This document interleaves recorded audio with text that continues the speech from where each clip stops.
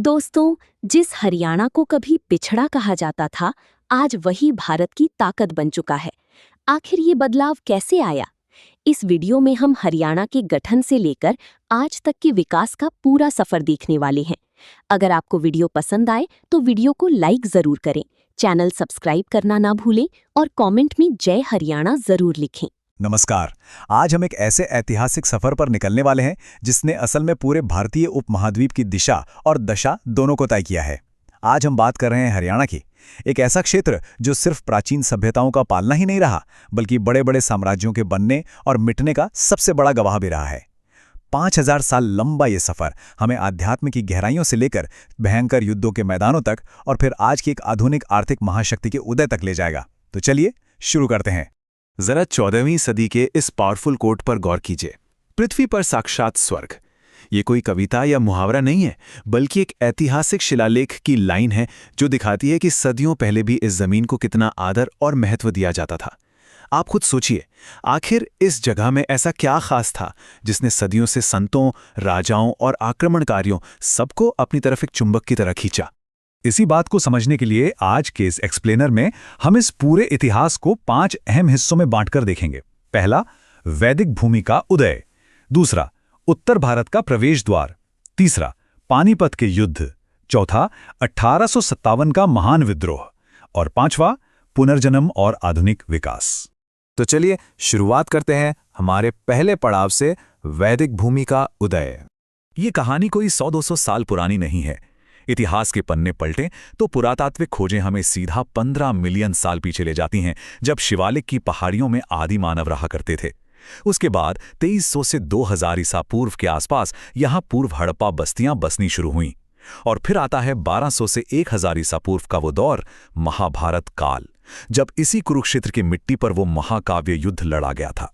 अब महाभारत काल से जुड़ा एक बहुत ही दिलचस्प शब्द है, बहुधान्यक।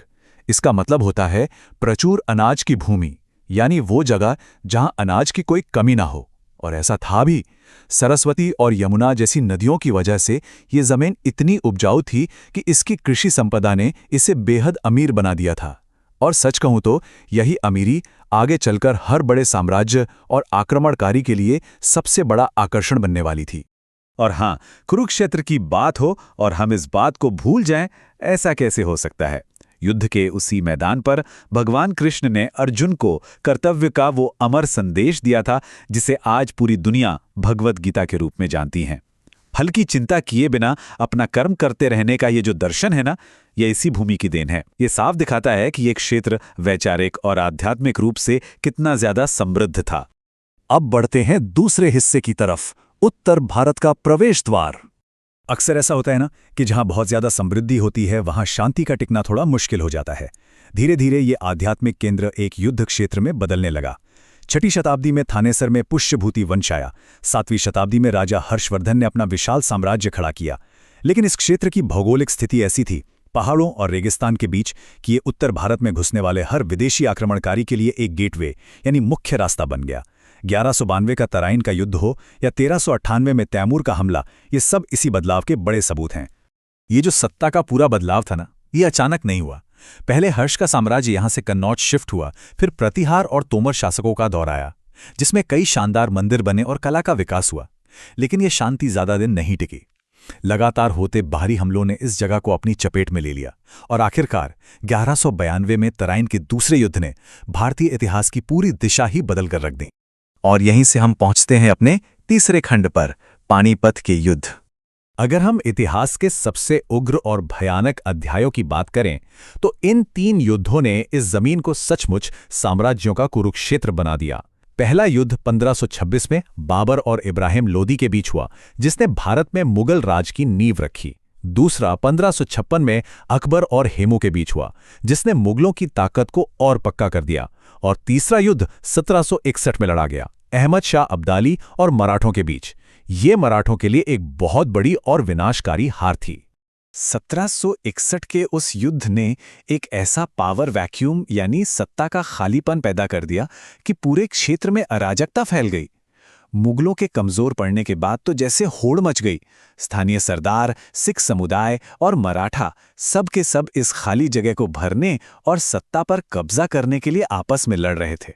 इसी भारी उथल-पुथल का फायदा उठाकर 1803 के आसपास ब्रिटिश ईस्ट इंडिया कंपनी ने इस पूरे इलाके पर अपना शिकंजा कस लिया। हमारा चौथा पड़ाव है 1857 का महाविद्रोह। तो क्या यहाँ के लोगों ने इस नए विदेशी राज को चुपचाप मान लिया था? जी नहीं, बिल्कुल नहीं। 1857 का वो समय भले ही छोटा था, लेकिन बेहद विस्फोटक था। आपको शायद पता हो कि मेरठ के साथ साथ अंबाला उन शुरुआती जगहों में से एक था जहां बगावत की चिंगारी भड़की थी। मई आते आते हरियाणा लाइट इन्फेंट्री ने भी विद्रोह कर दिया। किसानों और सैनिकों ने मिलकर एक जबरदस्त मोर्चा खोला। हालांकि अंग्रेजों ने भारी फौज बुलाकर नवंबर तक इसे बेरहमी से कुचल दिया और सजा के तौर पर फरवरी 1858 में इस क्षेत्र को पंजाब के साथ जोड़ दिया। और ये कोई छोटी मोटी घटना नहीं थी दोस्तों, ये एक बहुत ही सुनियोजित बगावत थी। अंबाला में कारतूसों को लेकर सिपाहियों का गुस्सा फूटा। रेवाड़ी में राव तुलाराम ने अपनी फौज खड़ी करके अंग्रेजों के छक्के छुड़ा दिए और गिरिल्ला युद्ध लड़ा। सोनीपत में शाहमल ने हजारों गांव वालों को हथियार उठाने पर मजबूर कर दिया और हिसार में तो पूरी की पूरी इन्फेंट्री ही बागी हो गई। ये असली जमीनी बगावत थी। अगर हम इसे निष्पक्ष होकर देखें तो यहां दो बिल्कुल अलग रणनीतियों की टक्कर थी। एक तरफ भारतीय थे जो अपने गजब के साहस, जमीनी स्तर के नेटवर्क और राव तुलाराम जैसे नेताओं के गुरिल्ला रणनीति पर टिके थे। वहीं दूसरी तरफ अंग्रेज थे जिनके पास आधुनिक तोपखाने और बेहतर हथियार थे। अंग्रेजों ने अपनी इस ताकत का इस्तेमाल बहुत क्रूरता से किया। उन्होंने पूरे के पूरे गांव तबाह कर दिए ताकि भविष्य में कोई फिर से सिर उठाने की हिम्मत ना करे। चलिए अब आते हैं अपने आखिरी और सबसे सकारात्मक पड़ाव पर, पुनर्जन्म और आधुनिक विकास। 1857 की हार के बाद एक लंबा और खामोश संघर्ष चला, लेकिन कहानी यहीं खत्म नहीं होती।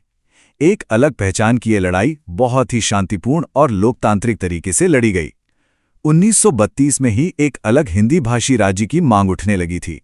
दशकों तक ये राजनीतिक कोशिशें चलती रहीं और आखिरकार 1965 में हुकुम सिंह संसदीय समिति बनी। इसी की सिफारिशों के बाद सितंबर 1966 में पंजाब पुनर्गठन विधेयक पास हुआ और 1 नवंबर 1966 को आधुनिक हरियाणा भारत के 17वें राज्य के रूप में अस्तित्व में आया। 1 नवंबर 1966 ये महज एक तारीख नहीं बल्कि एक बहुत बड़ा जश्न था। ये एक ऐसे राज्य का आधिकारिक जन्म था जिसने सदियों तक सिर्फ आक्रमण और खून खराबा देखा था। अब फाइनली उन्हें अपनी किस्मत खुद लिखने का मौका मिला था। जिस वक्त ये नया राज्य बना, इसके पास संसाधन ना के बराबर थे और इसे आर्थिक रूप से काफी पिछड़ा माना जाता था। लेकिन उसके बाद जो हुआ वो वाकई किसी चमत्कार से कम नहीं है। 7 जिलों से बढ़कर आज ये है। बुनियादी ढांचे की बात करें तो इसने रिकॉर्ड समय में अपने हर गांव तक बिजली पहुंचाकर पूरे देश के सामने एक मिसाल कायम की। हर गांव में पक्की सड़कें और पीने का पानी पहुंचा। और सबसे कमाल की बात, जो राज्य कभी पूरी तरह से सिर्फ खेती पर निर्भर था, वो आज एक बहुत बड़ा इंडस्ट्रियल और आईटी हब बन चुका है। इस पूरी ग्रोथ को सही से समझने के लिए जरा इस एक नंबर पर ध्यान दीजिए, 1.37%। पूरे भारत के कुल क्षेत्रफल का सिर्फ इतना सा हिस्सा है इस राज्य के पास। लेकिन इस छोटे से आकार के बावजूद, चाहे वो खेती हो, ऑटोमोबाइल सेक्टर हो या आईटी सेवाएं, देश की जीडीपी में इसका योगदान जबरदस्त है। ये इस बात का जीता जागता सबूत है कि यहाँ के लोग कितने मेहनती और उद्यमशील हैं। तो दोस्तों, इसी के साथ हम अपने आज के सफर के अंत पर आ पहुंचे हैं। आदि मानव की बस्तियों से लेकर वेदों की रचना, महाभारत के अमर संदेश और साम्राज्यों के उत्थान पतन को पार करते हुए आज के इस आधुनिक आर्थिक महाशक्ति तक का ये सफर वाकई हैरान करने वाला है। इन 5000 सालों के इतिहास को देखकर आज हम सबके मन में एक ही सवाल उठता है, उत्तर भारत के इस ऐतिहासिक प्रवेश द्वार का अगला अध्याय क्या होगा? इतिहास गवाह है कि ये भूमि कभी रुकी नहीं है। आज के इस एक्सप्लेनर में हमारे साथ जुड़ने के लिए बहुत बहुत धन्यवाद।